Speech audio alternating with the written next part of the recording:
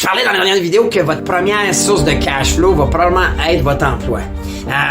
Et je disais que ça se peut, si vous faites vos mathématiques comme il faut, qu'à un moment donné, vous réalisiez que mon emploi ne me permettra pas de générer le revenu que je voudrais pour arriver à ma liberté financière ou à tout le moins accumuler suffisamment d'actifs pour pouvoir l'investir ou d'économiser suffisamment pour acheter des actifs à cash flow.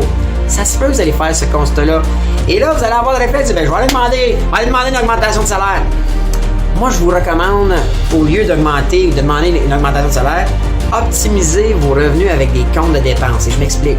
Parce que si, il se peut que vous alliez demander une augmentation de salaire et qu'on vous dise oui.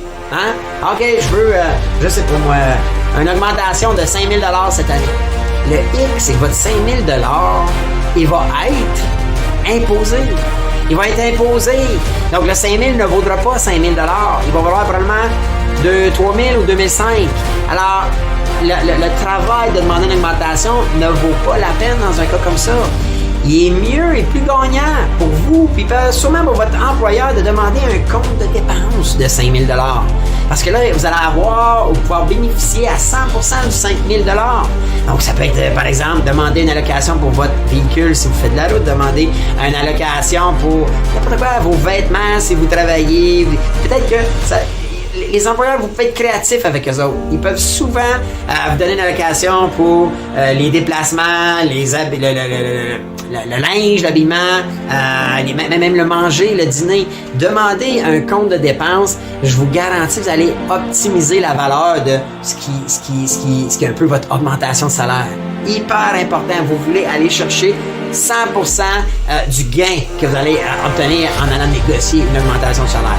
C'est mon conseil. Moi, je peux vous dire, dans toutes mes entreprises, je focus beaucoup plus à pouvoir avoir des comptes de dépenses. OK? Seulement, moi, je suis quelqu'un qui est en affaires. Je suis propriétaire, j'ai des parts dans toutes mes entreprises. Et naturellement, je travaille 7 sur 7. Donc, il y a plusieurs choses que j'utilise à tous les jours qui sont déductibles. Mais même si vous êtes un employé, moi, j'ai des employés qui, aujourd'hui, ont des comptes de dépenses. Et ça, c'est 100% dans leur poche à la fin de l'année. Alors, hyper important, au lieu d'augmenter une augmentation de salaire, voyez s'il est possible. C'est pas possible partout, mais des fois, ça peut être plus envisageable que vous pensez. Et si vous êtes capable, vous allez être 100% bénéficiaire de toute cette stratégie. All right, on continue.